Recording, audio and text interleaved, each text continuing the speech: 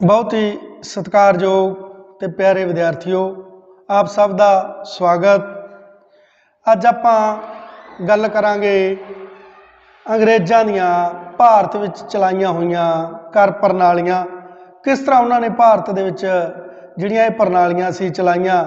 भारत दे विच उन्होंने east India company राहीं प्रवेश किया ते हौली हौली वो साम्राजवादी बन गए।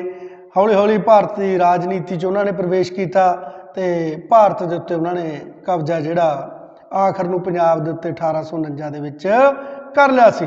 तां आपदी सैना नूं मजबूत करन लई, आपदे प्रशासनिक कामां नूं मजबूती दे नाल चलाउण लई उन्हां नूं पैसे टके की जरूरत सी भारत दे विच, ते वो पैसा टका उन्होंने भारतीय लोगों तो अगराउणा सी।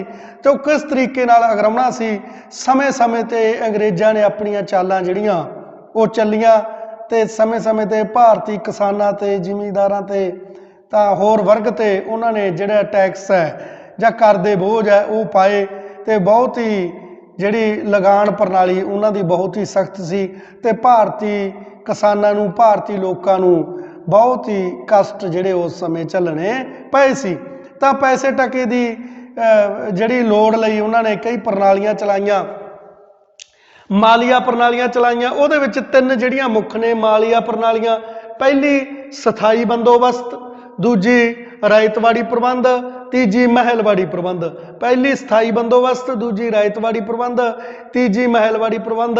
इन्हां दे विचों जिहड़ी स्थाई बंदोबस्त है वो बहुत ही मजबूत प्रणाली सी जिहड़ी अंग्रेज़ां द्वारा भारत दे विच जिहड़ी बंगाल तो चलाई गई सी। तां स्थाई बंदोबस्त 1793 ईस्वी दे विच लॉर्ड कार्नवालिस ने जिहड़ी ये उस समय चलाई सीगी, ते उहदे आपां बाद दे विच उहदे उद्देश विशेषतावां दोष जां लाभ बाद दे विच करदे आ। तां थोड़ा जिहा आपां स्थाई बंदोबस्त तो पहला भारत दे विच किहो जिहा सिस्टम सी। अंग्रेज़ां ने जदों प्लासी ते बक्सर दीयां लड़ाइयां तो 1764 दे विच बक्सर दी लड़ाई हुई सी, तां उस तो बाद जिहड़ा इन्हां ने बंगाल, बिहार, उड़ीसा दी दीवानी है जिहड़ी वो लॉर्ड क्लाइव ने 65 दे विच देखो ले ली सी। 64 दे विच वो लड़ाई बक्सर दी हुई सी, तो 65 दे विच लॉर्ड क्लाइव ने ये जिहड़ी दीवानी है ये अधिकार ले ले सी भी बंगाल, बिहार ते उड़ीसा दे विच जिहड़ा कर है वो असीं इकट्ठा करांगे। तां अंग्रेज़ां ने उत्थों फिर जिहड़ी पुराना जिहड़ी कर प्रणाली उन्होंने चली आउंदी सी शुरू दे विच तां उन्होंने उही चलाई, पर हौली हौली बंगाल, बिहार दे विच जिहड़ा काल है वो पै गया सी ते किसानां दीयां फसलां मर गईयां सी। ये आपदा कर अगराउण दे विच अंग्रेज़ लगे हुए सी, पर उन्हां दा किते ना किते उन्होंने किसानां वल ध्यान ना दिता ते जिहड़ी स्थिति है बहुत ही डामाडोल हो गई सी।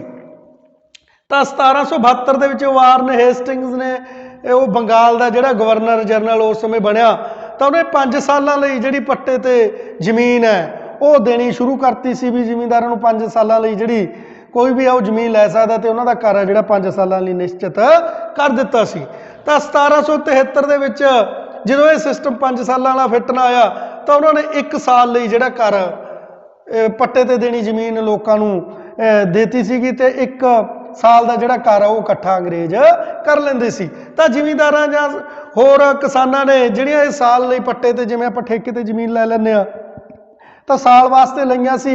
तां ये भी एक दोषपूर्ण जिहड़ी प्रणाली है वो उभर के सामने आई, क्योंकि साल तो बाद जिहड़े जिमींदार लोग सीगे जां किसान लोग सीगे वो जिहड़ा साल तो बाद उहदे बाण दे विचों जां दरख्त हुंदे सी जां कोई होर चीज़ां हुंदियां सी जां खूह हुंदे सी, उन्हां नूं मिट्टी नाल भर दिंदे सी, दरख्त पट्ट लैंदे सी भी बाद दे विच ठेके ते साल तो बाद मिलू जां ना मिलू, तां पट्टे ते साल वास्ते दित्ती जांदी सी। तां ओह ऊणताइयां जिहड़ियां सामने उभर के आईयां। फिर इन्हां ने अंग्रेज़ां ने जिहड़ा इस सिस्टम नूं भी इस मालिया प्रणाली नूं बदलना चाहिया। तां उस समय स्थाई बंदोबस्त है जिहड़ा ਉਹਦਾ प्रबंध किया गया। लॉर्ड कार्नवालिस ने जिहड़ा 1786 ईस्वी दे विच गवर्नर जनरल है वो बनिया, ते 1790 दे विच जिमींदारां नूं ने 10 सालां लई पट्टे ते जमीन जिहड़ी देनी है वो शुरू कर दित्ती सी जिमींदारां नूं। तां वो जिमींदारां तो पैसा टका गरा लैंदे सीगे ते 10 सालां लई वो अगे किसानां तो जिमींदार अगराउंदे सी पैसा टका, जो किसान खेती करते सीगे, ते जिमींदारां तो अगे जिहड़ा अंग्रेज है लॉर्ड कार्नवालिस ਜਿਹੜਾ ਉਹ ਅਗਰਾ ਲੈਂਦੇ ਸੀਗੇ ਤੇ 10 ਸਾਲਾਂ ਲਈ ਇਹ ਜ਼ਮੀਨ ਆ ਜਿਹੜੀ ਪੱਟੇ ਤੇ ਦਿੱਤੀ ਜਾਂਦੀ ਸੀ ਤੇ 10 ਸਾਲਾਂ ਦਾ ਜਿਹੜਾ ਕਰ ਹੈ ਉਹ ਇਕੱਠਾ ਕਰਦੇ ਸੀ। ਪਰ ਹੌਲੀ ਹੌਲੀ ਜਿਹੜਾ ਇਹ ਪ੍ਰਣਾਲੀ ਹੈ ਜਿਹੜੀ ਉਹਨਾਂ ਨੂੰ ਸਹੀ ਲੱਗੀ ਅੰਗਰੇਜ਼ਾਂ ਨੂੰ 10 ਸਾਲਾਂ ਦੀ, ਤਾਂ 10 ਸਾਲਾਂ ਤੋਂ ਬਾਅਦ ਉਹਨਾਂ ਨੇ ਆਖਿਆ ਵੀ ਇਹ ਪ੍ਰਣਾਲੀ ਦੇ ਵਿੱਚ ਹੋਰ ਵੀ ਜਿਹੜੀਆਂ ਸੁਧਾਰ ਹੈ ਉਹ ਕਰਨੇ ਚਾਹੀਦੇ ਆ। ਤਾਂ ਖੁਸ਼ ਹੋ ਕੇ ਪ੍ਰਸੰਨ ਹੋ ਕੇ ਉਹਨਾਂ ਨੇ ਜਿਹੜੀ ਜ਼ਿਮੀਂਦਾਰਾਂ ਨੂੰ ਪੱਕੇ ਹੀ ਜ਼ਮੀਨਾਂ ਦੇ ਮਾਲਕ ਆ ਜਿਹੜੇ 10 ਨਾ 15 ਸਾਲ ਨਾ 5 ਸਾਲਾਂ ਦੀ ਜਿਹੜੀ ਪ੍ਰਣਾਲੀ ਸੀ ਉਹ ਛੱਡਤੀ ਤੇ ਪੱਕੀ ਜ਼ਮੀਨਾਂ ਦੇ ਮਾਲਕ ਆ ਜਿਹੜੇ ਜ਼ਿਮੀਂਦਾਰਾਂ ਨੂੰ ਬਣਾ ਦਿੱਤਾ ਸੀ ਤੇ ਕਿਸਾਨਾਂ ਤੋਂ ਜ਼ਮੀਨਾਂ ਕਿਤੇ ਨਾ ਕਿਤੇ ਖੋਹ ਲਈਆਂ ਸੀ ਤੇ ਜ਼ਿਮੀਂਦਾਰਾਂ ਨੂੰ ਭੂਮੀ ਦੇ ਮਾਲਕ ਬਣਾ ਦਿੱਤਾ ਗਿਆ ਸੀ ਤੇ ਜਿਹਦੇ ਨਾਲ ਇਹ ਬੰਦੋਬਸਤ ਹੈ ਜਿਹੜਾ ਸਥਾਈ ਹੈ ਉਹ ਪੱਕਾ ਹੋ ਗਿਆ ਸੀਗਾ ਜ਼ਿਮੀਂਦਾਰਾਂ ਕੋਲੇ। ਤੇ ਹੁਕਮ ਬੁੱਕੀ ਜਿਹੜੀ ਕਰ ਹੈ ਉਹ ਜ਼ਿਮੀਂਦਾਰ ਜਿਹੜੇ ਅੰਗਰੇਜ਼ਾਂ ਨੂੰ ਉਹ ਪਹੁੰਚਦੀ ਕਰਦੇ ਸੀ।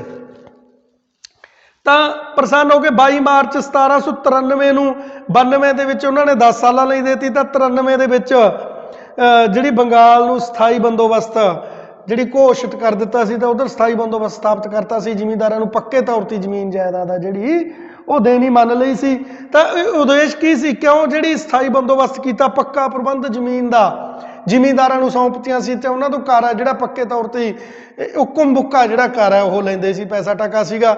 ਤੇ ਇਹਦੇ ਮਗਰ ਉਦੇਸ਼ ਹੈ ਜਿਹੜਾ ਕਿਤੇ ਨਾ ਕਿਤੇ ਉਹਨਾਂ ਦੀ ਕੀ ਚਾਲ ਸੀਗੀ ਅੰਗਰੇਜ਼ਾਂ ਦੀ, ਉਦੇਸ਼ ਆਮਦਨ ਨਿਸ਼ਚਿਤ ਹੋ ਜਾਵੇਗੀ। ਪਹਿਲਾ ਉਦੇਸ਼ ਸੀਗਾ ਵੀ ਜਿਹੜੀ ਅਸੀਂ ਭੂਮੀ ਜ਼ਿਮੀਂਦਾਰਾਂ ਜਾਂ ਕਿਸਾਨਾਂ ਨੂੰ ਦਿੰਦੇ ਆ ਕਿਤੇ ਸਾਲ ਵਾਸਤੇ, ਕਿਤੇ 5 ਸਾਲਾਂ ਵਾਸਤੇ, ਕਿਤੇ 10 ਸਾਲਾਂ ਵਾਸਤੇ, ਪਰ ਉਹਨਾਂ ਦੀ ਉਸ ਤੋਂ ਬਾਅਦ ਫਿਰ ਜਿਹੜਾ ਪੈਸੇ ਟਕੇ ਦਾ ਜਿਹੜਾ ਨਿਸ਼ਚਿਤ ਕਰਨਾ ਪੈਂਦਾ ਸੀਗਾ, ਦੁਬਾਰੇ ਉਹਨਾਂ ਨੂੰ ਉਹ ਸਿਸਟਮ ਬਣਾਉਣਾ ਪੈਂਦਾ ਸੀ ਵੀ ਹੁਣ ਇੰਨੇ ਕਰ ਜਿਹੜਾ ਲਿਆ ਜਾਊਗਾ ਤੇ ਪੱਕੀ ਜਿਹੜੀ ਪੈਸਾ ਟਕਾ ਉਹਨਾਂ ਦਾ ਨਿਸ਼ਚਿਤ ਨਹੀਂ ਸੀਗਾ ਅੰਗਰੇਜ਼ਾਂ ਕੋਲੇ ਵੀ ਇੰਨਾ ਜਿਹੜਾ ਭੂਮੀ ਤੋਂ ਜਿਹੜਾ ਇੰਨਾ ਪੈਸਾ ਪੱਕਾ ਹੀ ਆ ਜਾਊਗਾ। ਪਰ ਸਥਾਈ ਬੰਦੋਬਸਤ ਨਾਲ ਕੀ ਹੋ ਗਿਆ ਸੀ, ਉਹਨਾਂ ਨੂੰ ਪੱਕਾ ਪਤਾ ਲੱਗਣ ਲੱਗ ਗਿਆ ਸੀ ਵੀ ਹੁਣ ਸਾਨੂੰ ਇੰਨੇ ਪੈਸੇ ਜਿਹੜੇ ਹੁਕਮ ਬੁੱਕੇ ਆ ਜਾਣਗੇ। ਤਾਂ ਉਹਨਾਂ ਨੇ ਜਿਹੜਾ ਮਜ਼ਬੂਤੀ ਆਪਦੀ ਈਸਟ ਇੰਡੀਆ ਕੰਪਨੀ ਦੀ ਅੱਗੇ ਜਾ ਕੇ ਕੀਤੀ ਤਾਂ ਉਹਦੇ ਨਾਲ ਜਿਹੜਾ ਹੋਰ ਕੰਮਾਂ ਦੇ ਵੱਲ, ਪ੍ਰਸ਼ਾਸਨਿਕ ਸੁਧਾਰਾਂ ਦੇ ਵੱਲ ਵੀ ਉਹਨਾਂ ਨੇ ਕੰਮ ਕੀਤੇ। ਜ਼ਿਮੀਂਦਾਰ ਮਾਲਕ ਬਣਨ ਤੇ ਅੰਗਰੇਜ਼ਾਂ ਦੇ ਵਫਾਦਾਰ ਬਣ ਜਾਣਗੇ। ਅਗਲੀ ਗੱਲ ਇਹ ਸੀ ਵੀ ਜੋ ਜ਼ਿਮੀਂਦਾਰਾਂ ਨੂੰ ਅਸੀਂ ਭੂਮੀ ਪੱਕੀ ਸਥਾਈ ਤੌਰ ਤੇ ਸਮਾ ਦਾਂਗੇ ਤਾਂ ਜਦੋਂ ਜ਼ਿਮੀਂਦਾਰਾਂ ਨੂੰ ਅਸੀਂ ਮਾਲਕ ਬਣਾਤਾ ਉਹ ਵੇਚ ਵੱਟ ਸਕਦੇ ਸੀ ਆਪਦੀ ਮਰਜ਼ੀ ਅਨੁਸਾਰ, ਤਾਂ ਉਹ ਕਿਤੇ ਨਾ ਕਿਤੇ ਅੰਗਰੇਜ਼ਾਂ ਦੇ ਪ੍ਰਤੀ ਵਫਾਦਾਰ ਹੋ ਜਾਣਗੇ। ਤੇ ਜਿਹੜਾ ਅਮੀਰ ਵਰਗ ਹੈ, ਜੇਕਰ ਲੋੜ ਪਊ ਜਾਂ ਕੋਈ ਭਾਰਤ ਦੇ ਵਿੱਚ ਕ੍ਰਾਂਤੀ ਹੁੰਦੀ ਹੈ ਜਾਂ ਲੋਕ ਆਪਦਾ ਆਜ਼ਾਦ ਹੋਣ ਲਈ ਸਿਰ ਚੁੱਕਦੇ ਤਾਂ ਜ਼ਿਮੀਂਦਾਰ ਕਿਤੇ ਨਾ ਕਿਤੇ ਸਾਡੀ ਮਦਦ ਕਰਨਗੇ ਜੇਕਰ ਇਹਨਾਂ ਨੂੰ ਭੂਮੀ ਦੇ ਮਾਲਕ ਬਣਾ ਦਿੱਤਾ। ਤਾਂ ਇਹ ਵੀ ਉਹਨਾਂ ਦੀ ਇੱਕ ਚਾਲ ਸੀ ਅੰਗਰੇਜ਼ਾਂ ਦੀ। ਪੁਆਇੰਟ ਨੰਬਰ 3 ਹੈ ਜ਼ਿਮੀਂਦਾਰ ਖੇਤੀ ਦਾ ਵਿਸਥਾਰ ਕਰਨਗੇ। ਵੀ ਜ਼ਿਮੀਂਦਾਰ ਹੈ ਜਿਹੜਾ ਪਹਿਲਾਂ ਤਾਂ ਜੋ ਸਾਲ ਵਾਸਤੇ 2 ਸਾਲਾਂ ਬਾਅਦ 5 ਸਾਲਾਂ ਵਾਸਤੇ ਦਿੱਤੀ ਜਾਂਦੀ ਸੀ ਤਾਂ ਜ਼ਿਮੀਂਦਾਰ ਹੈ ਜਿਹੜਾ ਭੂਮੀ ਵੱਲ ਧਿਆਨ ਨਹੀਂ ਸੀ ਕਰਦੇ, ਉਹਨਾਂ ਨੂੰ ਪੱਧਰ ਨਹੀਂ ਸੀ ਕਰਦੇ, ਉਹਨਾਂ ਦੀ ਵਾਹੀਯੋਗ ਜ਼ਮੀਨਾਂ ਨੂੰ ਬਣਾਉਂਦੇ ਨਹੀਂ, ਸਿੰਚਾਈ ਵਾਲੀਆਂ ਜ਼ਮੀਨਾਂ ਨਹੀਂ ਸੀ ਬਣਾਉਂਦੇ। ਉਹਨਾਂ ਨੂੰ ਪਤਾ ਨਹੀਂ ਸੀ ਹੁੰਦਾ ਵੀ ਗਾਹਾਂ ਨੂੰ ਕੀ ਪਤਾ ਕਿਹੜਾ ਜ਼ਿਮੀਂਦਾਰ ਆ ਕੇ ਇਹਨੂੰ ਪੱਟੇ ਤੇ ਲੈ ਲੇ ਬਾਹਰ ਨੂੰ। ਤਾਂ ਇਸ ਕਰਕੇ ਉਹ ਦਰਖਤ ਪੱਟ ਲੈਂਦੇ ਸੀ, ਖੂਹਾਂ ਨੂੰ ਮਿੱਟੀ ਦੇ ਨਾਲ ਭਰ ਦਿੰਦੇ ਸੀ ਜਦੋਂ ਉਹਨਾਂ ਦਾ ਸਮਾਂ ਪੂਰਾ ਹੋ ਜਾਂਦਾ ਸੀ। ਪਰ ਜ਼ਿਮੀਂਦਾਰ ਕਿਤੇ ਨਾ ਕਿਤੇ ਕਹਿੰਦੇ ਵੀ ਜੋ ਸਥਾਈ ਤੇ ਪੱਕੇ ਇਹ ਬਣਾਤੇ, ਮਾਲਕ ਬਣਾਤੇ ਭੂਮੀ ਦੇ, ਤਾਂ ਇਹ ਭੂਮੀ ਦਾ ਸੁਧਾਰ ਵੀ ਕਰਨਗੇ, ਭੂਮੀ ਨੂੰ ਵਾਹੀਯੋਗ ਵੀ ਬਣਾਉਣਗੇ ਤੇ ਜਿਹਦੇ ਨਾਲ ਖੇਤੀ ਜ਼ਿਆਦਾ ਹੋਊ, ਆਮਦਨ ਜ਼ਿਆਦਾ ਹੋਊ। ਇਹ ਵੀ ਇੱਕ ਉਹਨਾਂ ਦਾ ਉਦੇਸ਼ ਸੀਗਾ। ਕੰਪਨੀ ਸ਼ਹਿਰ ਦੇ ਅਮੀਰ ਵਰਗ ਨੂੰ ਖੇਤੀ ਕੰਮਾਂ ਲਈ ਪ੍ਰੇਰਿਤ ਕਰ ਸਕੇਗੀ। ਜਿਹੜੀ ਸ਼ਹਿਰਾਂ ਦੇ ਵਿੱਚ ਅਮੀਰ ਵਰਗ ਬੈਠਾ ਸੀ ਕਿਤੇ ਨਾ ਕਿਤੇ ਉਹ ਚਾਹੁੰਦੇ ਸੀ ਅੰਗਰੇਜ਼ ਵੀ ਇਹ ਵੀ ਖੇਤੀ ਵੱਲ ਆਉਣ ਤੇ ਖੇਤੀ ਵੱਲ ਪ੍ਰੇਰਿਤ ਹੋਣ। ਜਦੋਂ ਵਾਹੀਯੋਗ ਜ਼ਮੀਨਾਂ ਜ਼ਿਆਦੀਆਂ ਹੋ ਗਈਆਂ ਤੇ ਆਪੀ ਇਹ ਖੇਤੀ ਵੱਲ ਜਾਣਗੇ, ਲੋਕ ਹੈ ਜਿਹੜੇ ਜ਼ਿਮੀਂਦਾਰ ਇਹ ਬਣਨਗੇ ਤਾਂ ਅੱਗੇ ਜਾ ਕੇ ਕਿਸਾਨਾਂ ਨੂੰ ਜ਼ਮੀਨਾਂ ਦੇਣਗੇ ਤੇ ਜਿਹੜੇ ਅਮੀਰ ਵਰਗ ਹੈ ਇਹ ਜਿਹੜਾ ਪੈਸਾ ਟਕਾ ਆਪਦਾ ਖੇਤੀ ਦੇ ਵਿੱਚ ਲਾ ਦੂਗਾ ਤੇ ਜਿਹੜੇ ਉਦਯੋਗ ਹੈ ਉਹ ਨਾ ਲਾਊਗਾ, ਕਿਉਂਕਿ ਅੰਗਰੇਜ਼ ਆਪ ਉਦਯੋਗ ਸਥਾਪਿਤ ਕਰਦੇ ਸੀ। ਕਿਉਂਕਿ ਜੇਕਰ ਉਹ ਉਦਯੋਗ ਸ਼ਹਿਰਾਂ ਵਾਲੇ ਸਥਾਪਿਤ ਕਰ ਲੈਂਦੇ ਤਾਂ ਕੱਚਾ ਮਾਲ ਉਰੀ ਵਰਤੋਂ ਭਾਰਤ 'ਚ ਹੀ ਹੋਣ ਲੱਗ ਜਾਣੀ ਸੀ ਉਹਦੀ ਕੱਚੇ ਮਾਲ ਦੀ। ਪਰ ਇਹ ਗੱਲ ਨੂੰ ਸਹਿਣ ਨਹੀਂ ਸੀ ਕਰ ਸਕਦੇ ਅੰਗਰੇਜ਼, ਉਹ ਕਿਤੇ ਨਾ ਕਿਤੇ ਕੱਚੇ ਮਾਲ ਨੂੰ ਇੰਗਲੈਂਡ ਦੇ ਵਿੱਚ ਲਿਜਾਣਾ ਚਾਹੁੰਦੇ ਸੀ। ਇਸ ਕਰਕੇ ਅਮੀਰ ਵਰਗ ਨੂੰ ਉਹ ਉਦਯੋਗ ਲਾਉਣ ਹੀ ਨਹੀਂ ਸੀ ਦਿੰਦੇ ਭਾਰਤ ਦੇ ਵਿੱਚ। ਉਹ ਕਹਿੰਦੇ ਸੀ ਵੀ ਤੁਸੀਂ ਖੇਤੀ ਵੱਲ ਹੋ ਜਾਓ ਤੇ ਖੇਤੀ ਦੇ ਵਿੱਚ ਹੀ ਪੈਸਾ ਜਿਹੜਾ ਉਹ ਵੇਸਟ ਕਰ ਦਿਓ। ਤਾਂ ਇਸ ਤਰੀਕੇ ਨਾਲ ਉਹਨਾਂ ਨੇ ਸਥਾਈ ਬੰਦੋਬਸਤ ਇਸ ਤਰੀਕੇ ਨਾਲ ਕੀਤਾ ਸੀ ਵੀ ਜਿਹੜਾ ਸ਼ਹਿਰਾਂ ਦਾ ਅਮੀਰ ਵਰਗ ਆ ਉਹ ਵੀ ਖੇਤੀ ਵੱਲ ਪ੍ਰੇਰਿਤ ਹੋ ਜਾਏ। ਤਾਂ ਵਿਸ਼ੇਸ਼ਤਾਵਾਂ ਕੀ ਸੀਗੀਆਂ ਇਹਦੀਆਂ, ਕੀ ਕੀਤਾ ਇਹਨਾਂ ਨੇ ਜਿਹੜਾ ਸਥਾਈ ਬੰਦੋਬਸਤ ਦੇ ਵਿੱਚ ਸੀਗਾ? ਪਹਿਲਾ, ਭੂਮੀ ਦਾ ਜੱਦੀ ਅਧਿਕਾਰ, ਜਿਹੜਾ ਭੂਮੀ ਨੂੰ ਜਿਹੜਾ ਜੱਦੀ ਅਧਿਕਾਰ ਜ਼ਿਮੀਂਦਾਰਾਂ ਨੂੰ ਮਿਲ ਗਿਆ ਸੀ। ਜ਼ਿਮੀਂਦਾਰਾਂ ਨੂੰ ਪੱਕੇ ਮਾਲਕ ਆ ਜਿਹੜਾ ਉਹ ਬਣਾ ਦਿੱਤਾ ਸੀ ਭੂਮੀ ਦੇ ਅੰਗਰੇਜ਼ਾਂ ਨੇ। ਪੁਆਇੰਟ ਨੰਬਰ 2 ਹੈ ਜ਼ਿਮੀਂਦਾਰਾਂ ਨੂੰ ਅਧਿਕਾਰ ਪ੍ਰਾਪਤ ਹੋ ਗਏ ਵੇਚਣ ਤੇ ਵੱਟਣ ਦੇ। ਜ਼ਿਮੀਂਦਾਰਾਂ ਨੂੰ ਪੱਕੇ ਅਧਿਕਾਰ ਪ੍ਰਾਪਤ ਹੋ ਗਏ ਵੀ ਉਹ ਕਦੋਂ ਵੀ ਜ਼ਮੀਨ ਨੂੰ ਵੇਚ ਸਕਦੇ ਸੀ, ਵੱਟ ਸਕਦੇ ਸੀ, ਗਹਿਣੇ ਰੱਖ ਸਕਦੇ ਸੀ। ਤਾਂ ਇਹ ਸਾਰੇ ਅਧਿਕਾਰ ਹੈ ਜਿਹੜੇ ਜ਼ਿਮੀਂਦਾਰਾਂ ਕੋਲੇ ਆ ਗਏ ਸੀ। ਸਰਕਾਰ ਨੇ ਮਾਲੀਏ ਦੀ ਦਰ 10/11 ਜਿਹੜੀ ਨਿਸ਼ਚਿਤ ਕਰ ਦਿੱਤੀ ਸੀ। ਪੱਕੀ ਮਾਲੀਏ ਦੀ ਦਰ ਹੈ ਜਿਹੜੀ ਵੀ ਇੰਨੀ ਅਸੀਂ ਲੈਣੀ ਹੈ, ਆਮਦਨ ਭਾਵੇਂ ਕਿੰਨੀ ਹੋ ਜੇ ਜ਼ਿਮੀਂਦਾਰ ਨੂੰ, ਬਾਣ ਦੇ ਵਿੱਚੋਂ ਕਿੰਨੀ ਫਸਲ ਆ ਜੇ, ਪਰ ਜਿਹੜੀ ਆਮਦਨ ਹੈ ਸਾਲਾਨਾ ਕਰ ਹੈ ਜਿਹੜਾ ਉਹ ਇੰਨਾ ਹੀ ਲਿਆ ਜਾਊਗਾ। ਜ਼ਿਮੀਂਦਾਰ ਤੇ ਕੋਈ ਹੋਰ ਟੈਕਸ ਨਹੀਂ ਲੱਗੇਗਾ। ਜ਼ਿਮੀਂਦਾਰਾਂ ਤੇ ਕਹਿੰਦੇ ਵੀ ਇੱਕ ਕਰ ਹੈ ਜਿਹੜਾ ਉਹੀ ਅਸੀਂ ਬਾਨਾਂ ਦਾ ਜਾਂ ਜ਼ਮੀਨਾਂ ਦਾ ਅਗਰਾਹਾਂਗੇ, ਉਹ ਹੋਰ ਟੈਕਸ ਹੈ ਜਿਹੜੇ ਉਹ ਜ਼ਿਮੀਂਦਾਰਾਂ ਤੋਂ ਨਹੀਂ ਲਿਆ ਜਾਊਗਾ। ਪੁਆਇੰਟ ਨੰਬਰ 5 ਹੈ ਨਿਸ਼ਚਿਤ ਸਮੇਂ ਤੇ ਮਾਲੀਆ ਜਮ੍ਹਾਂ ਕਰਾਉਣਾ ਸੀ। ਨਿਸ਼ਚਿਤ ਸਮੇਂ ਤੇ ਵੀ ਜਦੋਂ ਜ਼ਿਮੀਂਦਾਰਾਂ ਨੂੰ ਟਾਈਮ ਦਿੱਤਾ ਵੀ ਅਸੀਂ ਇਸ ਸਮੇਂ ਮਾਲੀਆ ਤੁਸੀਂ ਜਮ੍ਹਾਂ ਕਰਾਉਣਾ, ਤਾਂ ਜ਼ਿਮੀਂਦਾਰਾਂ ਨੂੰ ਉਸ ਸਮੇਂ ਮਾਲੀਆ ਨਿਸ਼ਚਿਤ ਸਮੇਂ ਤੇ ਜਿਹੜਾ ਉਹ ਭਰਨਾ ਪੈਂਦਾ ਸੀ। ਤੇ ਸ਼ੁਰੂ ਦੇ ਵਿੱਚ ਇਹ ਸਮੱਸਿਆਵਾਂ ਜ਼ਿਮੀਂਦਾਰਾਂ ਨੂੰ ਬਹੁਤ ਜ਼ਿਆਦਾ ਆਈਆਂ ਤੇ ਜ਼ਿਮੀਂਦਾਰ ਬਹੁਤ ਜ਼ਿਆਦਾ 50% ਦੇ ਲਗਭਗ ਜਿਹੜਾ ਜ਼ਿਮੀਂਦਾਰ ਹੈ ਉਹ ਜਿਹੜਾ ਖੇਤੀ ਤੇ ਭੂਮੀ ਨੂੰ ਛੱਡ ਕੇ ਉਹ ਚਲਾ ਗਿਆ ਸੀ, ਕਿਉਂਕਿ ਉਹਨਾਂ ਤੋਂ ਜਿਹੜਾ ਇਹ ਟੈਕਸ ਹੈ ਭਰਿਆ ਨਹੀਂ ਸੀ ਗਿਆ।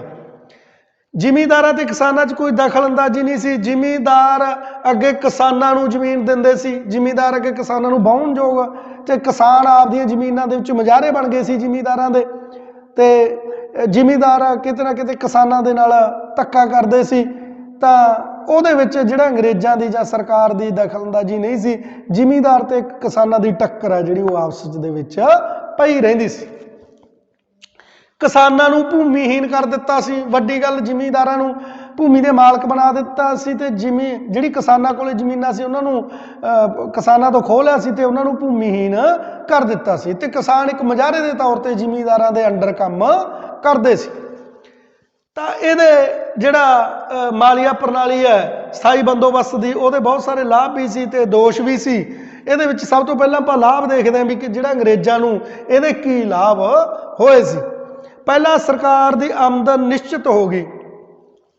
ਜਿਹੜੀ ਸਰਕਾਰ ਦੀ ਆਮਦਨ ਅੰਗਰੇਜ਼ਾਂ ਦੀ ਉਹ ਨਿਸ਼ਚਿਤ ਹੋ ਗਈ ਸੀ ਵੀ ਜਿਹੜਾ ਜ਼ਿਮੀਂਦਾਰਾਂ ਤੋਂ ਇਸ ਸਮੇਂ ਇੰਨਾ ਮਾਲੀਆ ਜਿਹੜਾ ਉਹ ਲੈਣਾ ਹੀ ਲੈਣਾ, ਪੱਕੇ ਤੌਰ ਤੇ ਫਸਲ ਹੋਵੇ ਜਾਂ ਨਾ ਹੋਵੇ, ਘੱਟ ਹੋਵੇ ਜਾਂ ਵੱਧ ਹੋਵੇ, ਇਹਦੇ ਨਾਲ ਅੰਗਰੇਜ਼ਾਂ ਨੂੰ ਕੋਈ ਮਸਲਾ ਨਹੀਂ ਸੀ।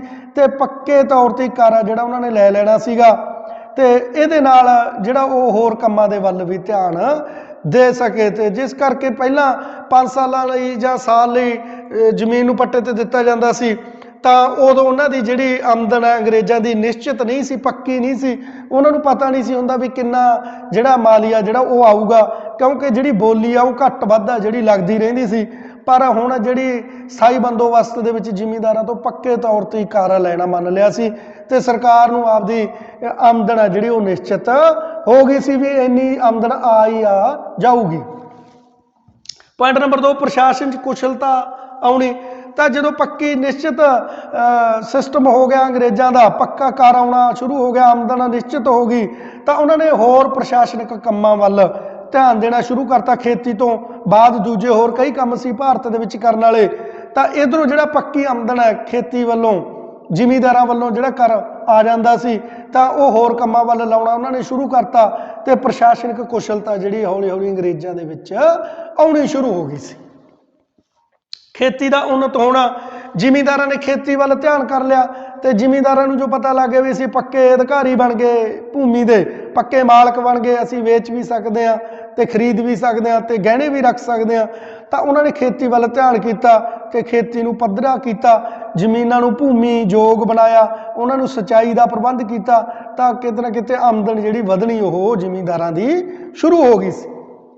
ਬ੍ਰਿਟਿਸ਼ ਸਰਕਾਰ ਨੂੰ ਸਥਿਰਤਾ ਪ੍ਰਾਪਤ ਹੋ ਗਈ। ਬ੍ਰਿਟਿਸ਼ ਰਾਜ ਨੂੰ ਜਿਹੜੀ ਪੱਕੀ ਸਥਿਰਤਾ ਪ੍ਰਾਪਤ ਹੋ ਗਈ ਸੀ। ਪਹਿਲਾਂ ਡਰਦੇ ਰਹਿੰਦੇ ਸੀ ਵੀ ਕਿਤੇ ਨਾ ਕਿਤੇ ਜਿਹੜੇ ਭਾਰਤੀ ਲੋਕ ਵਿਦਰੋਹ ਨਾ ਕਰ ਦੇਣ, ਪਰ ਜਿਹੜੇ ਉੱਚੇ ਘਰਾਣੇ ਸੀਗੇ, ਜ਼ਿਮੀਂਦਾਰ ਲੋਕ ਸੀ, ਉਹਨਾਂ ਨੂੰ ਇਹਨਾਂ ਨੇ ਆਪਦੇ ਨਾਲ ਜੋੜ ਲਿਆ, ਉਹਨਾਂ ਨੂੰ ਭੂਮੀ ਦੇ ਮਾਲਕ ਬਣਾ ਦਿੱਤਾ ਸੀ। ਕਿਤੇ ਨਾ ਕਿਤੇ ਜ਼ਿਮੀਂਦਾਰ ਲੋਕ ਅੰਗਰੇਜ਼ਾਂ ਦਾ ਪੱਖ ਲੈਣਾ ਸ਼ੁਰੂ ਕਰ ਦਿੱਤਾ ਸੀ, ਤਾਂ ਉਹਨਾਂ ਨੂੰ ਮਜ਼ਬੂਤੀ ਮਿਲ ਗਈ, ਅੰਗਰੇਜ਼ਾਂ ਨੂੰ ਸਥਿਰਤਾ ਮਿਲ ਗਈ, ਪੱਕੀ ਆਮਦਨ ਆ ਜਿਹੜੀ ਕਰ ਆ ਜਿਹੜੀ ਪੱਕੀ ਆਉਣੀ ਸ਼ੁਰੂ ਹੋ ਗਈ ਸੀ, ਤਾਂ ਉਹਨਾਂ ਨੇ ਹੋਰ ਕੰਮਾਂ ਵੱਲ ਧਿਆਨ ਦੇਣਾ ਸ਼ੁਰੂ ਕਰ ਦਿੱਤਾ ਸੀ। ਤਾਂ ਮਜ਼ਬੂਤੀ ਆ ਜਿਹੜੀ ਭਾਰਤ ਦੇ ਵਿੱਚ ਸਥਾਈ ਬੰਦੋਬਸਤ ਦੇ ਨਾਲ ਅੰਗਰੇਜ਼ਾਂ ਦੀ ਬਣ ਗਈ ਸੀ। ਤਾਂ ਲਾਭ ਹੋਣ ਦੇ ਨਾਲ ਨਾਲ ਕਈ ਸਥਾਈ ਬੰਦੋਬਸਤ ਦੇ ਵਿੱਚ ਦੋਸ਼ ਵੀ ਸੀ ਇਸ ਪ੍ਰਣਾਲੀ ਦੇ। ਉਹ ਦੋਸ਼ਾਂ ਨੂੰ ਆਪਾਂ ਦੇਖਣ ਦੀ ਕੋਸ਼ਿਸ਼ ਕਰਦੇ ਹਾਂ। ਪਹਿਲਾਂ ਦੇਖੋ, ਸ਼ੁਰੂ ਵਿੱਚ ਜ਼ਿਮੀਂਦਾਰਾਂ ਲਈ ਵਿਨਾਸ਼ਕਾਰੀ ਸਿੱਧ ਹੋਈ ਇਹ ਪ੍ਰਣਾਲੀ। ਸ਼ੁਰੂ ਦੇ ਵਿੱਚ ਜਿਹੜਾ ਆਮਦਨ ਘੱਟ ਸੀ, ਕਿਉਂਕਿ ਅਜੇ ਵਾਹੀਯੋਗ ਜ਼ਮੀਨਾਂ ਹੋਈਆਂ ਨਹੀਂ ਸੀ, ਸਿੰਚਾਈਯੋਗ ਨਹੀਂ ਹੋਈਆਂ ਸੀ, ਪਰ ਜਿਹੜਾ ਮਾਲੀਆ ਉਹ ਨਿਸ਼ਚਿਤ ਕਰਤਾ ਸੀ ਅੰਗਰੇਜ਼ਾਂ ਨੇ ਜ਼ਿਮੀਂਦਾਰਾਂ ਤੇ ਵੀ ਇੰਨਾ ਮਾਲੀਆ ਤੁਹਾਡੇ ਤੋਂ ਲੈਣੀ ਲੈਣਾ ਤੇ ਇੰਨਾ ਬਾਣ ਤੁਹਾਨੂੰ ਦੇਤਾ ਸੀ। ਤਾਂ ਉਹਦੇ ਨਾਲ ਕੀ ਹੋਇਆ, ਅਜੇ ਬਾਣਾਂ ਦੇ ਵਿੱਚੋਂ ਉਨੀ ਫਸਲ ਨਹੀਂ ਸੀ ਆਉਣ ਲੱਗੀ, ਭੂਮੀ ਯੋਗ ਬਾਣ ਨਹੀਂ ਸੀ ਹੋਏ, ਸਿੰਚਾਈ ਨਹੀਂ ਸੀ ਹੋਣ ਲੱਗੀ, ਤਾਂ ਕਿਤੇ ਨਾ ਕਿਤੇ ਜ਼ਿਮੀਂਦਾਰਾਂ ਨੂੰ ਘਾਟਾ ਪਿਆ ਤੇ ਉਹਨਾਂ ਨੂੰ ਜਿਹੜਾ ਮਾਲੀਆ ਕਰ ਆ ਉਹ ਪੂਰਾ ਦੇਣਾ ਪੈਂਦਾ ਸੀ। ਤੇ ਬਹੁਤ ਜ਼ਿਆਦਾ ਕਹਿੰਦੇ ਵੀ 50% ਦੇ ਲਗਭਗ ਜ਼ਿਮੀਂਦਾਰ ਆ ਜਿਹੜੇ ਉਹ ਸ਼ੁਰੂ ਦੇ ਵਿੱਚ ਇਹ ਭੂਮੀ ਨੂੰ ਛੱਡ ਕੇ ਉਹ ਚਲੇ ਗਏ ਸੀਗੇ। ਉਹਨਾਂ ਨੇ ਇਹ ਕੰਮ ਜਿਹੜਾ ਜ਼ਿਮੀਂਦਾਰਾਂ ਵਾਲਾ ਛੱਡ ਦਿੱਤਾ ਸੀ। ਕਿਸਾਨਾਂ ਦੇ ਹਿੱਤਾਂ ਦੀ ਅਣਦੇਖੀ। ਜ਼ਿਮੀਂਦਾਰਾਂ ਨੂੰ ਤਾਂ ਇਹ ਸਹੂਲਤਾਂ ਪ੍ਰਾਪਤ ਹੋ ਗਈਆਂ, ਪਰ ਕਿਸਾਨਾਂ ਨੂੰ ਕੋਈ ਜਿਹੜੀ ਸਹੂਲਤ ਇਹਦੇ ਵਿੱਚ ਨਾ ਮਿਲੀ। ਕਿਸਾਨਾਂ ਨੂੰ ਭੂਮੀਹੀਨ ਕਰ ਦਿੱਤਾ ਗਿਆ ਸੀ। ਉਹਨਾਂ ਨੂੰ ਜ਼ਿਮੀਂਦਾਰਾਂ ਦੇ ਅਧੀਨ ਮੁਜ਼ਾਹਰੇ ਦੇ ਤੌਰ ਤੇ ਕੰਮ ਕਰਨਾ ਪੈਂਦਾ ਸੀ। ਜੇਕਰ ਫਸਲ ਵੱਧ ਘੱਟ ਹੋ ਜਾਂਦੀ, ਜ਼ਿਮੀਂਦਾਰ ਅੱਗੇ ਕਿਸਾਨਾਂ ਨੂੰ ਫਸਲਾਂ ਬੀਜਣ ਲਈ ਕਹਿੰਦੇ ਸੀ ਤਾਂ ਵੱਧ ਘੱਟ ਹੋ ਜਾਂਦੀ ਸੀ, ਉਹ ਕਿਸਾਨਾਂ ਨੂੰ ਭਰਨੀ ਪੈਂਦੀ ਸੀ। ਕਿਤੇ ਨਾ ਕਿਤੇ ਕਿਸਾਨ ਆ ਜਿਹੜੇ ਗਰੀਬ ਹੁੰਦੇ ਗਏ, ਉਹਨਾਂ ਦੀ ਆਰਥਿਕ ਦਿਸ਼ਾ ਬਹੁਤ ਕਮਜ਼ੋਰ ਹੋ ਗਈ ਤੇ ਉਹਨਾਂ ਨੂੰ ਕੋਈ ਸਹੂਲਤ ਸਰਕਾਰ ਵੱਲੋਂ ਨਹੀਂ ਦਿੱਤੀ ਜਾਂਦੀ ਸੀ। ਉਹ ਕੇਵਲ ਤੇ ਕੇਵਲ ਜ਼ਿਮੀਂਦਾਰਾਂ ਦੇ ਅਧੀਨ ਸੀਗੇ ਤੇ ਜ਼ਿਮੀਂਦਾਰ ਉਹਨਾਂ ਤੇ ਬਹੁਤ ਜ਼ਿਆਦਾ ਅਤਿਆਚਾਰ ਕਰਦੇ ਸੀ। ਜ਼ਿਮੀਂਦਾਰ ਜ਼ਿਆਦਾ ਕਰ ਗਰਾਉਂਦੇ ਸੀ ਤੇ ਅੱਗੇ ਜਾ ਕੇ ਉਹ ਘੱਟ ਕਰ ਅੰਗਰੇਜ਼ਾਂ ਨੂੰ ਦਿੰਦੇ ਸੀ। ਬਹੁਤ ਜ਼ਿਆਦਾ ਕਰ ਉਹ ਪੈਸਾ ਟਕਾ ਜਿਹੜਾ ਫਸਲਾਂ ਉਹ ਆਪ ਵਿਚਾਲੇ ਰੱਖ ਜਾਂਦੇ ਸੀ। ਜ਼ਿਮੀਂਦਾਰ ਸੀ ਜਿਹੜੇ ਵਿਚੋਲੇ ਦੇ ਤੌਰ ਤੇ। ਸਰਕਾਰ ਨੂੰ ਆਰਥਿਕ ਨੁਕਸਾਨ। ਪੁਆਇੰਟ ਨੰਬਰ 3 ਹੈ, ਸਰਕਾਰ ਨੂੰ ਆਰਥਿਕ ਨੁਕਸਾਨ ਹੈ ਜਿਹੜਾ ਉਹ ਹੋਣਾ ਸ਼ੁਰੂ ਹੋ ਗਿਆ ਸੀ, ਕਿਉਂਕਿ ਸਥਾਈ ਬੰਦੋਬਸਤ ਦੇ ਨਾਲ ਜਿਹੜੀ ਅੰਗਰੇਜ਼ਾਂ ਦੀ ਆਮਦਨ ਆ ਉਹ ਨਿਸ਼ਚਿਤ ਹੋ ਗਈ ਸੀ। ਜਿਹੜਾ ਕਰ ਆ ਉਹ ਪੱਕੇ ਤੌਰ ਤੇ ਜ਼ਿਮੀਂਦਾਰ ਉਨੀ ਦਿੰਦੇ ਸੀ ਤੇ ਫਸਲਾਂ ਬਹੁਤ ਜ਼ਿਆਦੀਆਂ ਹੋਣੀਆਂ ਸ਼ੁਰੂ ਹੋ ਗਈਆਂ ਸੀ। ਬਾਅਦ ਦੇ ਵਿੱਚ ਜ਼ਮੀਨਾਂ ਨੂੰ ਪੱਧਰੀਆਂ ਕਰ ਲਿਆ ਸੀ ਜ਼ਿਮੀਂਦਾਰਾਂ ਨੇ, ਭੂਮੀ ਯੋਗ ਬਣਾ ਲਿਆ ਸੀ, ਉਹਨਾਂ ਤੇ ਸਿੰਚਾਈ ਦੇ ਪ੍ਰਬੰਧ ਕਰ ਲਏ ਸੀ, ਖੂਹਾਂ ਦਾ ਪ੍ਰਬੰਧ ਕਰ ਲਿਆ ਸੀਗਾ। ਤਾਂ ਉਹਦੇ ਨਾਲ ਜਿਹੜਾ ਜ਼ਿਮੀਂਦਾਰਾਂ ਦੀ ਆਮਦਨ ਬਹੁਤ ਜ਼ਿਆਦਾ ਹੋਈ, ਪਰ ਉਹਨਾਂ ਨੂੰ ਜਿਹੜਾ ਕਰ ਹੈ ਉਹ ਨਿਸ਼ਚਿਤ ਰੂਪ ਦੇ ਵਿੱਚ ਅੰਗਰੇਜ਼ਾਂ ਨੂੰ ਅੱਗੇ ਦੇਣਾ ਪੈਂਦਾ ਸੀ, ਜਿਹਦੇ ਨਾਲ ਅੰਗਰੇਜ਼ਾਂ ਨੂੰ ਆਰਥਿਕ ਨੁਕਸਾਨ ਹੋਣਾ ਸ਼ੁਰੂ ਹੋ ਗਿਆ ਤੇ ਜ਼ਿਮੀਂਦਾਰ ਵਿਚਾਲੇ ਬੈਠੇ ਸੀ ਜਿਹੜੇ ਉਹ ਅਮੀਰ ਹੋਣੇ ਸ਼ੁਰੂ ਹੋ ਗਏ ਤੇ ਕੰਮ ਹੈ ਜਿਹੜਾ ਕਿਸਾਨ ਕਰਦੇ ਸੀ ਤੇ ਸਿਰੇ ਤੇ ਸਰਕਾਰ ਨੂੰ ਵੀ ਘਾਟਾ ਪੈਣਾ ਸ਼ੁਰੂ ਹੋ ਗਿਆ। ਵਿਚਾਲੇ ਜਿਹੜੇ ਜ਼ਿਮੀਂਦਾਰ ਸੀ ਉਹ ਹੋਰ ਅਮੀਰ ਹੁੰਦੇ ਗਏ। ਗੈਰ ਹਾਜ਼ਰ ਜ਼ਿਮੀਂਦਾਰਾਂ ਦਾ ਉਹਦੇ ਪੁਆਇੰਟ ਨੰਬਰ 4 ਹੈ, ਗੈਰ ਹਾਜ਼ਰ ਜ਼ਿਮੀਂਦਾਰਾਂ ਦਾ ਉਹਦੇ ਹੋ ਗਿਆ। ਗੈਰ ਹਾਜ਼ਰ ਜ਼ਿਮੀਂਦਾਰ ਹੌਲੀ ਹੌਲੀ ਪਿੰਡਾਂ ਨੂੰ ਛੱਡ ਕੇ ਸ਼ਹਿਰਾਂ 'ਚ ਚਲੇ ਗਏ, ਐਸ਼ੋ ਆਰਾਮ ਦੀ ਜ਼ਿੰਦਗੀ ਬਤੀਤ ਕਰਨੀ ਸ਼ੁਰੂ ਕਰਤੀ। ਇੱਕ ਰਾਜੇ ਦੇ ਤੌਰ ਤੇ ਜ਼ਿਮੀਂਦਾਰ ਆ ਉਹ ਰਹਿਣਾ ਸ਼ੁਰੂ ਕਰਤਾ ਤੇ ਕਿਸਾਨ ਮੁਜ਼ਾਹਰੇ ਦੇ ਤੌਰ ਤੇ ਖੇਤਾਂ ਦੇ ਵਿੱਚ ਉਸੇ ਤਰੀਕੇ ਨਾਲ ਹੀ ਕੰਮ ਕਰੀ ਜਾਂਦੇ ਸੀ। ਤਾਂ ਇਹਦੇ ਨਾਲ ਕੀ ਹੋਇਆ, ਜ਼ਿਮੀਂਦਾਰ ਆਪ ਤਾਂ ਪਿੰਡਾਂ ਦੇ ਵਿੱਚ ਆਉਂਦੇ ਨਹੀਂ ਸੀ ਕਰ ਕਰਾਉਣ, ਉਹਨਾਂ ਨੇ ਆਪਦੇ ਗੁੰਡੇ ਰੱਖੇ ਹੋਏ ਸੀ ਵਿਚਾਲੇ ਤੇ ਉਹ ਗੁੰਡੇ ਕਿਸਾਨਾਂ ਤੋਂ ਜਿਹੜਾ ਪੈਸਾ ਟਕਾ ਜਿਹੜਾ ਫਸਲ ਦਾ ਕਰ ਆ ਉਹ ਗਰਾਉਂਦੇ ਸੀ ਤੇ ਉਹ ਕਿਸਾਨਾਂ ਤੇ ਬਹੁਤ ਅਤਿਆਚਾਰ ਕਰਦੇ ਸੀ। ਕਿਸਾਨਾਂ ਦੀ ਕਿਤੇ ਕੋਈ ਗੱਲ ਨਹੀਂ ਸੀ ਸੁਣੀ ਜਾਂਦੀ, ਅਪੀਲ ਦਲੀਲ ਵਕੀਲ ਕੋਈ ਕਰਨ ਦਾ ਅਧਿਕਾਰ ਨਹੀਂ ਸੀ ਕਿਸਾਨਾਂ ਨੂੰ ਭੂਮੀਹੀਨ ਕਰ ਦਿੱਤਾ ਗਿਆ ਸੀ। ਇਹਦੇ ਨਾਲ ਕਿਤੇ ਨਾ ਕਿਤੇ ਬਹੁਤ ਜ਼ਿਆਦਾ ਘਾਟਾ ਜਿਹੜਾ ਉਹ ਪਿਆ ਤੇ ਜ਼ਿਮੀਂਦਾਰਾਂ ਨੂੰ ਕਿਸਾਨਾਂ ਨਾਲ ਕੋਈ ਲਗਾਓ ਨਹੀਂ ਸੀ, ਕਿਉਂਕਿ ਉਹ ਸ਼ਹਿਰਾਂ ਦੇ ਵਿੱਚ ਜਾ ਬੈਠੇ ਸੀ। ਗੈਰ ਹਾਜ਼ਰ ਜ਼ਿਮੀਂਦਾਰ ਜਿਹੜੇ ਹੋ ਗਏ ਸੀਗੇ। ਦੂਸਰੇ ਵਰਗਾਂ ਤੇ ਟੈਕਸ ਦਾ ਬੋਝ। ਤਾਂ ਜ਼ਿਮੀਂਦਾਰਾਂ ਨੂੰ ਤਾਂ ਫਾਇਦਾ ਹੁੰਦਾ ਗਿਆ, ਪਰ ਅੰਗਰੇਜ਼ਾਂ ਨੂੰ ਜਿਵੇਂ ਜਿਵੇਂ ਇਸ ਪ੍ਰਣਾਲੀ ਨਾਲ ਜਿਹੜਾ ਆਰਥਿਕ ਨੁਕਸਾਨ ਹੋਇਆ ਤੇ ਉਹਨਾਂ ਨੇ ਹੋਰ ਪਾਸੇ ਤੋਂ ਇਹ ਆਰਥਿਕ ਨੁਕਸਾਨ ਦੀ ਪੂਰਤੀ ਕਰਨੀ ਚਾਹੀ। ਤਾਂ ਇਹਦੇ ਨਾਲ ਜਿਹੜੇ ਹੋਰ ਵਰਗ ਸੀਗੇ, ਹੋਰ ਕਿੱਤੇ ਸੀਗੇ ਸਮਾਜ ਦੇ ਵਿੱਚ, ਭਾਰਤ ਦੇ ਵਿੱਚ, ਉਹਨਾਂ ਤੇ ਜ਼ਿਆਦਾ ਟੈਕਸ ਲਾਤਾ। ਇਹਨਾਂ ਨੇ ਬਹੁਤ ਜ਼ਿਆਦਾ ਟੈਕਸ ਲਾਤਾ ਵੀ ਉਧਰੋਂ ਜਿਹੜਾ ਪੈਸਾ ਟਕਾ ਆ ਜੇ। ਤਾਂ ਹੋਰ ਜਿਹੜੇ ਵਰਗ ਨੇ ਉਹ ਤੰਗ ਆ ਗਏ ਸੀਗੇ ਇਸ ਵਿਵਸਥਾ ਦੇ ਨਾਲ, ਇਸ ਬੰਦੋਬਸਤ ਦੇ ਨਾਲ। ਇਹਦੇ ਕਰਕੇ ਇਹਦੇ ਵਿੱਚ ਦੋਸ਼ ਆ ਜਿਹੜੇ ਬਹੁਤ ਜ਼ਿਆਦਾ ਸੀਗੇ। ਤਾਂ ਭਾਵੇਂ ਇਹਦੇ ਵਿੱਚ ਬਹੁਤ ਸਾਰੇ ਦੋਸ਼ ਸੀਗੇ ਤੇ ਲਾਭ ਵੀ ਹੋਏ ਅੰਗਰੇਜ਼ਾਂ ਨੂੰ, ਪਰ ਅਸੀਂ ਕਹਿ ਸਕਦੇ ਹਾਂ ਕਿ ਸਥਾਈ ਬੰਦੋਬਸਤ ਦੇ ਨਾਲ ਜਿਹੜਾ ਅੰਗਰੇਜ਼ਾਂ ਨੂੰ ਭਾਰਤ ਦੇ ਵਿੱਚ ਜਿਹੜੀ ਸਥਿਰਤਾ ਹੈ ਉਹ ਮਜ਼ਬੂਤ ਹੋਈ ਤੇ ਅੱਗੇ ਉਹਨਾਂ ਨੇ ਭਾਰਤ ਦੇ ਵਿੱਚ ਆਪਦੇ ਸਾਮਰਾਜ ਦੀ ਸਥਾਪਨਾ ਜਿਹੜੀ ਕਰਦੇ ਗਏ। ਤੇ ਉਸ ਤੋਂ ਅੱਗੇ ਰਾਇਤਵਾੜੀ ਪ੍ਰਬੰਧ ਤੇ ਮਹਿਲਵਾੜੀ ਪ੍ਰਬੰਧ ਤੇ ਕਰਜ਼ਾ ਪ੍ਰਣਾਲੀਆਂ ਜਿਹੜੀਆਂ ਉਹ ਆਪਾਂ ਅਗਲੇ ਟੌਪਿਕ ਦੇ ਵਿੱਚ ਗੱਲ ਕਰਾਂਗੇ। ਧੰਨਵਾਦ।